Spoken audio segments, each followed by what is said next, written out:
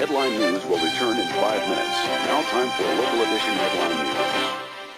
Headline News takes you around the world with news, business, and sports. Now Cox Cable brings you home with Headline News Local Edition. Providing good role models may help Horry County Police avoid run-ins later on. Good evening and welcome to Headline News Local Edition. I'm Dan Michaels. Richard Green is on assignment. Police in Horry County say Camp Pride continues to be one of the police department's most successful programs so far. The event allows officers to take at-risk youth from Horry County and form a friendship that hopefully will last for years to come. Olympic-style games, water park visits, and a visit to the South Carolina State Museum in Columbia are just a few of this year's Camp Pride activities. I think it's a chance for all the police officers, especially with the Horry County Police Department, to build a rapport with these kids. A lot of these kids in our camp have only seen police officers in a negative light, so this is a chance for them to see police officers in a positive way and develop a friendship with some police officers even. Police officers hope that participants in the annual event will learn the value of teamwork and develop a sense of responsibility and respect, not only for police officers, but for each other as well. They get out and working with kids, learning more about them, and what kids get out of it, seeing that there are some people around here that care for them and want them to have fun. Speaking of fun, it was opening night, or should we say opening nights, for a new entertainment venue along the Grand Strand last night. The new Medieval Times Theater, located at Fantasy Harbor in Myrtle Beach, opened to a sold-out crowd Monday evening. The medieval-themed theater is just one of several like it in the United States and Canada. Performers say opening night jitters always bring more pressure to the show, but the adrenaline rush is well worth it. It's the same thing. It's a lot of hard work leading right up to the opening, and then there's just this big release of energy. This crowd out here that's going to be joining us tonight is going to see a great show because everybody's geared up for this grand opening show, and we've got a great crowd. I think we're sold out tonight, and Myrtle Beach is just being real patient, and we appreciate it, but we're open now, and we encourage them to call up and make reservations. Medieval Times joins the Gatlin Brothers Theater, Euro Circus, Magic on Ice, and the Ronnie Millsap Theater as part of WCI's Fantasy Harbor Entertainment Complex. And what makes these nights so sure that Medieval Times will draw a different type of entertainment seeker in Myrtle Beach? Medieval Times is going to be different because even though country music is just booming here in Myrtle Beach, there are a lot of people who, number one, like the country music and like the medieval dinner shows such as this. And for people who don't care for country music, this is a place for them to come and see, and we do have a full liquor bar here, which makes us unique from any other dinner show here in Myrtle Beach. Speaking of things to do in Myrtle Beach, you can call it Vivace, or you can call it the Grand Strand's answer to the Spoleto Festival. But the Horry Cultural Arts Council has chosen the name Vivace from a pool of more than 60 entries to name its 1996 Fine Arts Festival. The event, which will take place in October of next year, is expected to showcase the various vocal, theatrical, instrumental, visual, and literary arts in the community. We expect it to be an annual event, and unlike Spoleto, this will showcase our local talent. There will be a couple of nationally known performers who will highlight the event, but the emphasis is on the local talent we have, and boy, we've got lots of it. Organizers have launched a contest for those interested to enter an official logo concept for the event. Spokesmen for the council say the event should catch on quickly since October has traditionally been the best time of year for similar events. And that's why we've scheduled it for the end of October, October 17th to the 28th. And that's the primary purpose. It's to give our locals a chance to experience all the cultural arts organizations, but it's also an opportunity for tourists to do something a little bit different while they're here, too. Hopefully the weather will be nice and sunny when Vivace arrives in Myrtle Beach next year, but we're not so sure how that's going to play out this week. Taking a look at your weather, tonight will be mostly cloudy with a 30% chance of showers and thunderstorms. Low will be around 63 degrees this evening. Tomorrow looks like the same, mostly cloudy with a 40% chance of showers and thunderstorms with a high of around 78 degrees.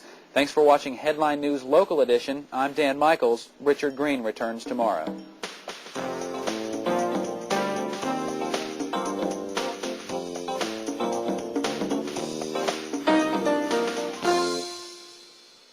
This has been a presentation of Cox Cable.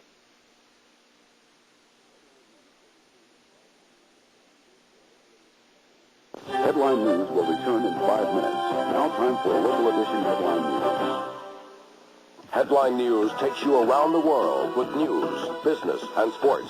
Now Cox Cable brings you home with Headline News Local Edition. The city of Myrtle Beach makes one man's trash another man's treasure. Good evening and welcome to Headline News Local Edition. I'm Dan Michaels. Richard Green is on assignment. Myrtle Beach officials are excited about recent developments regarding a relatively new recycling program in the city. A new brochure has been released to the public discussing compost being produced from wastewater in the Myrtle Beach area. Officials from the Myrtle Beach wastewater treatment plant hope that the new booklet promoting the process will help hundreds of Grand Strand residents put the recycled compost into good use for their own backyards. The compost is generated from our wastewater sludge and water plant sludge that's combined together and composted with wood chips, and after the composting cycle is complete, then we take the sludge and separate the wood chips back out and sell the compost to the general public. The city says this is just another way to encourage and be a part of the recycling effort now booming in Myrtle Beach. Some say the main attraction of compost to local consumers is that it is easily accessible, costs very little, and contributes to the recycling effort here on the Strand. We sell a lot of it in bulk to commercial entities, but we want to make the homeowner aware that this stuff is great for existing lawns, for seeding a new lawn, for existing shrubbery, new shrubbery, plants, flowers, and that type of thing. It's very cheap when you buy it from the city, $10 per cubic yard. A cubic yard is about a small pickup truck load. While Myrtle Beach city officials continue promoting their new program, the Conway Chamber of Commerce is doing some promoting of its own. This afternoon marked the first day of a two-day festival being held by the Horry Cultural Arts Council. The first annual Folk Arts Festival is designed to bring locals and visitors together to learn about the history of Conway and the southern culture of Horry County. Oh, we're having a great time. I mean, we're excited about this. This is the first time we've had a festival of this kind, and we've had a great response so far. Of course, we're waiting to see how many people come out, but we're hoping to have a real crowd. Well, a lot of people, Myrtle Beach has festivals all the time, but this really is a festival for the people who aren't from the city. This kind of lets all of Horry County get involved. The festival will continue under the Main Street Bridge in Conway through Saturday, and representatives from the Horry Cultural Arts Council hope the event will become an annual one. Among other things, visitors will enjoy arts and crafts, storytelling, bluegrass music, boat rides, and traditional southern food. Well, I just found out about it, and the reason I want to be a part of it is simply because it gives me an opportunity to meet people and to see if they can see what I do also. They're going to see all kinds of beautiful crafts, from quilting, it looks like, and wood carving. There's a man over here that looks like some Native American, a little bit of everything. And what are they going to see when they come to you? Walking sticks, mainly. Well, if you're looking for a different type of entertainment this weekend and haven't yet been to the Euro Circus at Fantasy Harbor, you may want to get those tickets today. The circus, which features Russian performers and is located at the Fantasy Harbor Complex in Myrtle Beach, will be packing up and leaving town next week. WCI Management, which operates Fantasy Harbor, says the Euro Circus is a success, but the original plan for the Russian act was to perform through the summer of '95 and bring in new acts later on in the Circle Theater. We are looking at a number of different opportunities and a number of different productions. Certainly the Euro Circus would have to be one of the ones that we would look at, but we don't have any plans right now to bring back the Euro Circus troupe as we know it today.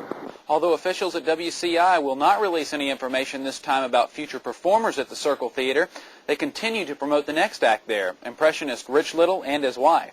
Rich Little is coming to the Circle Theater in November. And the more we started talking to Rich, the more we realized that the transition time that the circus was going to require, or that the Circle Theater was going to require, was going to be greater than we had anticipated. We decided it would probably be best to go ahead and let the circus end its normal run a little earlier than we had anticipated. And this weekend may be the best time to get out and see a show here in Myrtle Beach. Tonight there is only a 20% chance of thunderstorms until around midnight tonight, and it's expected to be fair with the lows around 75 degrees.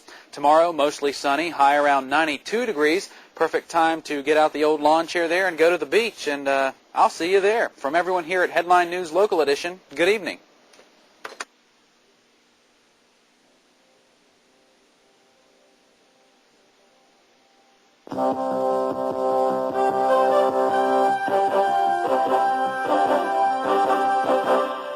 This has been a presentation of Cox Cable.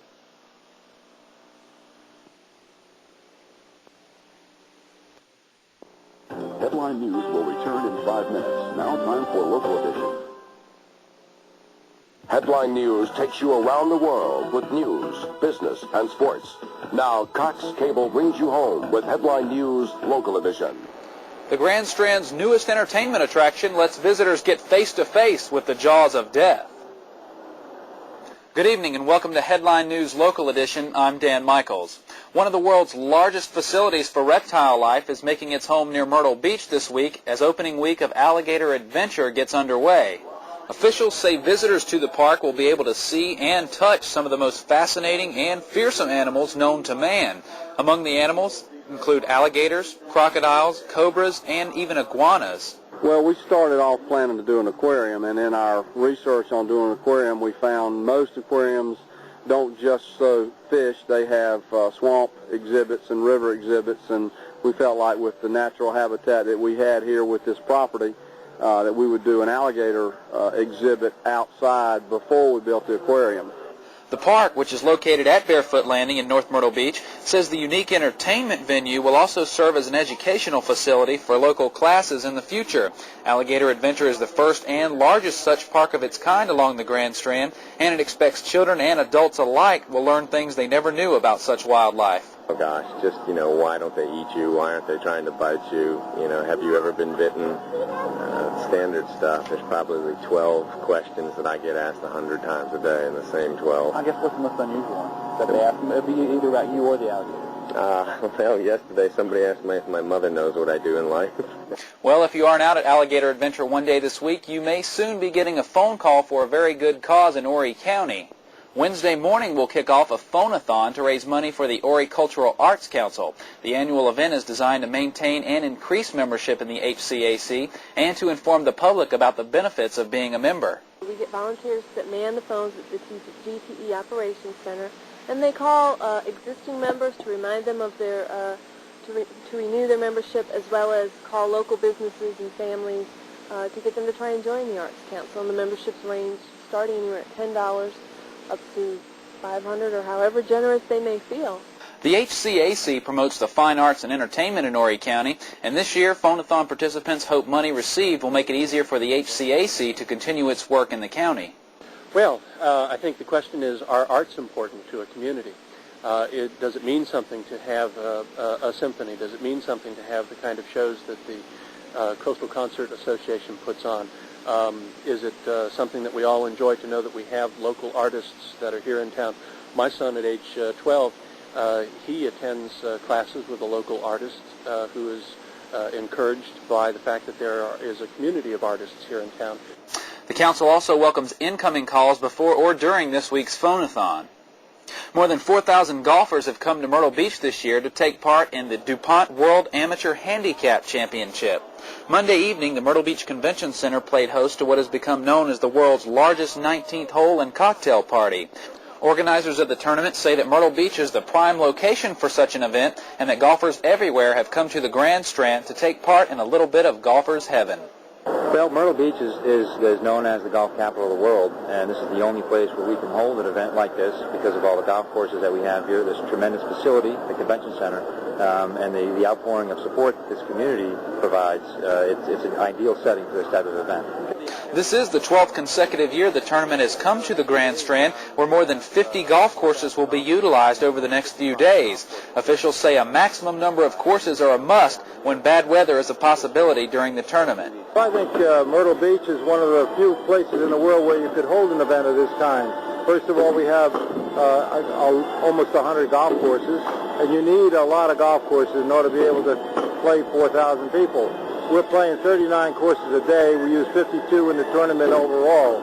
So, and like with the weather we've had this past week, for example, we've had to move people from one course to another course. If you don't have the ability and the number of golf courses like we have here and the willingness to work together, it's just not going to work anyplace else. Well, hopefully bad weather won't be an issue for the tournament golfers for the rest of this week. Taking a look at your weather tonight, it's clear with a low of around 70 degrees with a light north wind. And tomorrow the rain will be clearing up, mostly sunny with a high of 85 degrees. We'll see you tomorrow.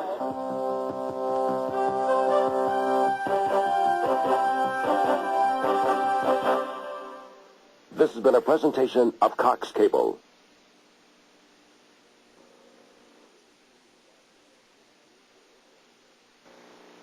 Headline News will return in 5 minutes. Now time for Local Edition. Headline News takes you around the world with news, business, and sports.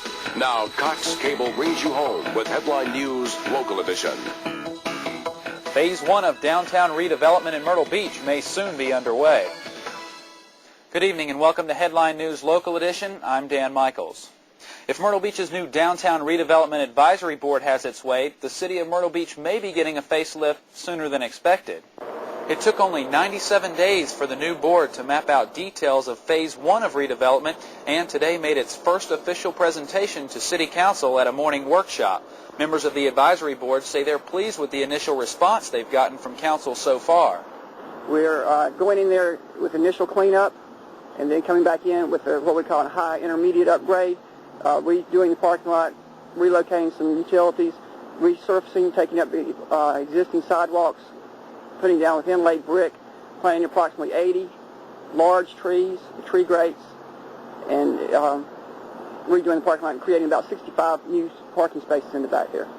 Though not all the details of Phase 1 are worked out as of yet, the advisory board says the projected cost of its first plan is around $150,000 and would encourage surrounding business owners to meet the standards the city would be aiming for.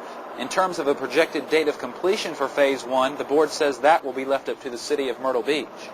After 3.5 years of getting to this point, I believe that they're going to finally start to move, and we're looking at Phase 1 of Phase 1, which is the heart of Myrtle Beach, the downtown area, and investing some money into that area to upgrade it, to revitalize it, and then to redevelop that area, hopefully attracting new businesses. Speaking of redevelopment in Myrtle Beach, planners of the Central Parkway of Myrtle Beach also gave a presentation to City Council this morning. The Parkway is a proposed highway that would connect 48th Avenue North in Myrtle Beach with the intersection of the Highway 17 bypass near the Myrtle Beach Jetport. Today's presentation was to update the City Council on a recent study to show how Central Parkway will help traffic move along through the heart of Myrtle Beach. We were tasked with performing a master planning study for the section between 501 and 10th Avenue, which the city would like to build with admissions tax revenues. Generally, our purpose in the study was to determine how that facility should look like, what the intersections should be, where they should be located, and how people from surrounding neighborhoods would get access to Central Parkway. Portions of Central Parkway are already under construction, including segments near the Myrtle Beach High School and Broadway at the beach. The planned highway, which is expected to reduce some of the traveling headaches many locals and visitors experience in the area, has been on the drawing boards for years and is just now reaching fruition.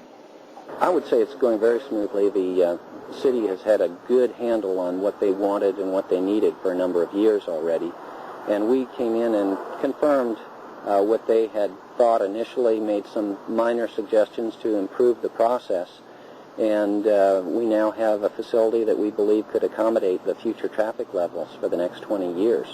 Well, if you're looking for something new to do this evening, you may want to take advantage of a new local celebration known as First Thursdays.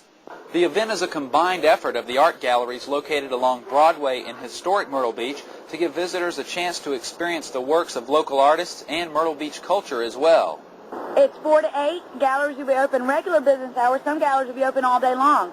But if they come around 4 to 8 and kind of walk, it's all walking distance. They can park in one space. They'll see probably up to 25 different artists being shown and probably over 600 pieces of original work that is created here on the beach locally. There are 6 galleries down here, and so we decided we had to do something, and it wasn't like we weren't going to plan it in the future. It was like, hey, we got to do it now. First Thursday was actually hatched last week, and we've gotten terrific cooperation because these are all local artists that want exposure. First Thursdays will continue indefinitely and will be held the first Thursday of every month from now on. And although the visitors may purchase artwork in the galleries at any time, participants in First Thursday say the event is always free. And if you go to First Thursdays tonight, hopefully you won't need the umbrella, but there is a chance that you will. Tonight is expected to be cloudy with a 40% chance of showers, low around 70 degrees, and on Friday will be mostly cloudy with a 40% chance of showers or thunderstorms with a high of around 80 degrees. We'll see you tomorrow.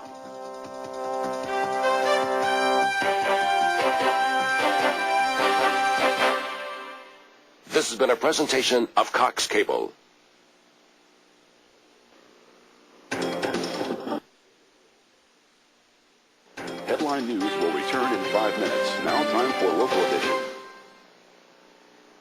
Headline News takes you around the world with news, business, and sports. Now, Cox Cable brings you home with Headline News Local Edition. Horry County dignitaries meet to solve the county's top social problems. Good evening and welcome to Headline News Local Edition. I'm Dan Michaels. Police officers, local politicians, and social workers were just a few of the representatives who met in North Myrtle Beach this morning. The primary prevention planning session, as it is called, is designed to bring those with the most impact in the community together to help reduce problems such as drugs, alcohol, and abuse. Organizers believe the effort can create a positive domino effect once participants share ideas discussed with others outside the meeting. To take a look at some of the what we call risk factors, but you could call them community problems, to see if we could brainstorm together and get a commitment from a large group of people to try to reduce them. The ultimate goal is to make Horry County a safer and a more enjoyable and a more productive community for everybody in it. The session is only part of a statewide initiative by the South Carolina legislature to foster local efforts to improve communities by focusing on its prime risk factors. Participants say the key to such problem solving is cooperation and caring by all involved. I believe personally that alcohol and drug abuse is one of our biggest risk factors here in our county and probably statewide. And that leads to so many other problems such as child abuse, neglect, spouse abuse, and other crimes that occur. And the breakdown of the family, in essence. Myrtle Beach City Council's only councilwoman has announced that she will be seeking re-election this year. Judy Rodman, an incumbent who is perhaps most known as an advocate for senior citizens in Horry County, has lived in Myrtle Beach for more than 15 years. Among what she says are her top accomplishments include involvement in the expansion of the convention center, public funding for beach renourishment, and the creation of a tax increment finance district. First of all, I love it. I love politics. I like being out there working with the people. I've enjoyed my 4 years, and I've been active in politics since I was 18. So this is not a starter. This is just a continuation of one of the loves of my life. Several Rodman supporters were on hand for her announcement today. Prior to becoming a city council member, Rodman served on the Air Base Redevelopment Authority and was a volunteer for the American Heart Association. She says if reelected, she will be prepared for downtown redevelopment and other issues sure to be important to Myrtle Beach for future growth. So if we have it within our tax base now or with some of the funds that come from these new businesses and enterprises that are coming into town, then these people are going to say, yes, let's get on board, let's cooperate, we want this thing. And that's what this first project will do, within budget and still be a great start, a small showplace. Well, Thursday was opening night for Myrtle Beach's latest entertainment venue, this time the Ronnie Millsap Theater located at Fantasy Harbor, Waccamaw. Hundreds turned out to hear the singer, who has made numerous records, and to take part in the food and atmosphere of opening night. Officials at WCI, which operates Fantasy Harbor, say Millsap's Theater is a welcome addition to the other entertainment offered there. Oh, we're just so excited that Ronnie Millsap has chosen Myrtle Beach and Fantasy Harbor to be part of his musical home. And I think the significance behind it is that Ronnie is just such a multifaceted, talented performer that has over 40 number one hit records, and Ronnie's chosen Myrtle Beach to be his performing place for about 6 months out of the year. He's still touring, he's still going to cut some records, and we're just glad to see that he's part of Myrtle Beach. Recently, the Euro Circus, which neighbors the Millsap Theater, left town to make way for a 6-month run by well-known impressionist Rich Little. Though WCI says it's in the process of courting other entertainment acts, it will not disclose as to who they might be at this time. I can't tell you right at this point. We're working on several deals, but right now all I can tell you is that Rich Little will perform through May of '96, and then after that we'll be full of surprises. As we close the show tonight, we'll listen to a little bit more of Ronnie Millsap on opening night. Well, your weather tonight looks pretty much the same as it will tomorrow. It's expected to be mostly cloudy with a 20% chance of rain. Your low is going to be in the upper 60s, your high around 80 to 85 degrees in Myrtle Beach, and tonight expect a very light wind. From all of us here at Headline News Local Edition, have a good weekend, and we'll see you on Monday.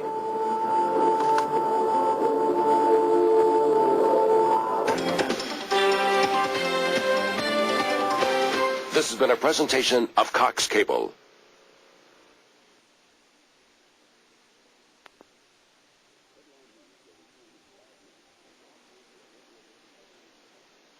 Headline News will return in 5 minutes. Now time for a local edition Headline News.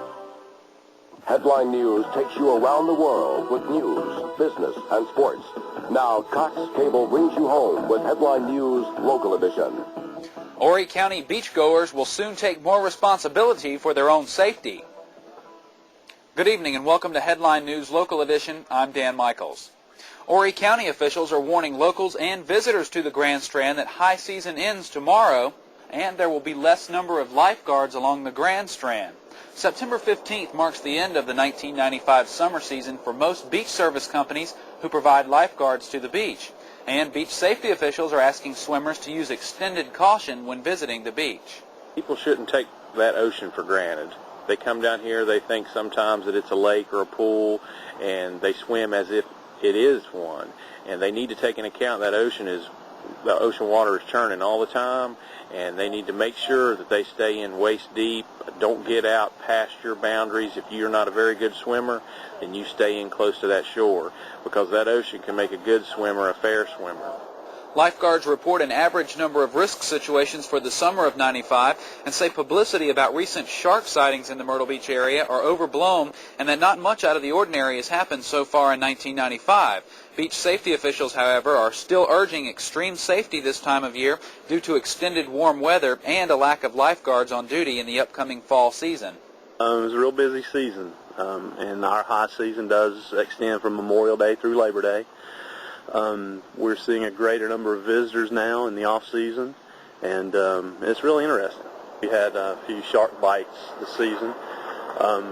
When you consider the number of people who visit our beaches, we have around 300,000 people down here over the Grand Strand area in the water each day.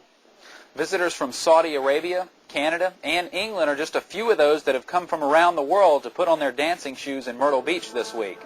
This because the 19th annual Myrtle Beach Ball is back in town again and well underway at the Myrtle Beach Convention Center. Some 3,500 Western Square and round dancers are expected to kick up their heels before the ball comes to an end later this week. Well, you know, you have square dance clubs, and so 19 years ago we decided we'd like to have a dance at Myrtle Beach, and so we got our club caller and we came down and had a dance, and it just grew from there. Among activities planned at this year's Myrtle Beach Ball, square and round dance workshops, line dancing, the Texas two-step, as well as dance-related merchandise booths on hand. Organizers of the event say they are pleased with the number of visitors from not only the Strand, but from all over America and overseas as well. They say those not brave enough to tough the dance floor this time out are invited to come and watch. And the dancers will be a workshop in Texas two-step and line dancing on Friday and Saturday mornings from 10 to 12, and the public is invited to come. It's $3 a person. They can come and participate in that. And on Friday and Saturday nights, we have a hall with mainstream dancing and line dancing, and the public can come in and dance that too. It's $3 a person. Well, if dancing isn't your favorite form of art, you may want to visit the Myrtle Square Mall later this week. A newly formed group of local artists calling themselves the Southern Palettes 5 are displaying and selling their work in the mall throughout the week. The group, headed by local artist Susan Duke, will present various styles of paintings in oil, pastel, and watercolor. Well, it is a group of 5 of us, and we hope, quite a varied show. I do oil paintings. Priscilla LaFon does oil paintings. We have 2 watercolorists and 1 mixed-up artist. The artists which make up the Southern Palettes 5 are among the most well-known in the Myrtle Beach community. In addition to viewing the works, patrons will also be able to sign up for painting instruction classes as well. I don't know if it'll make a great impact, but I think it's going to give us some good advertisement. And, of course, we do our own thing right here on the beach. We're all local girls. And hopefully I can get them on the road occasionally and do this elsewhere. Visiting the Myrtle Beach Ball at the Convention Center or checking out the Southern Palettes 5 art show at the Myrtle Square Mall may be the way to go over the next few days. Taking a look at your weather tonight, it's going to be partly cloudy with a 20% chance of showers or thunderstorms. Lows are going to be around the upper 60s. On Friday, it's also going to be partly cloudy with a high of around 83 degrees. From all of us here at Headline News Local Edition, we'll see you tomorrow.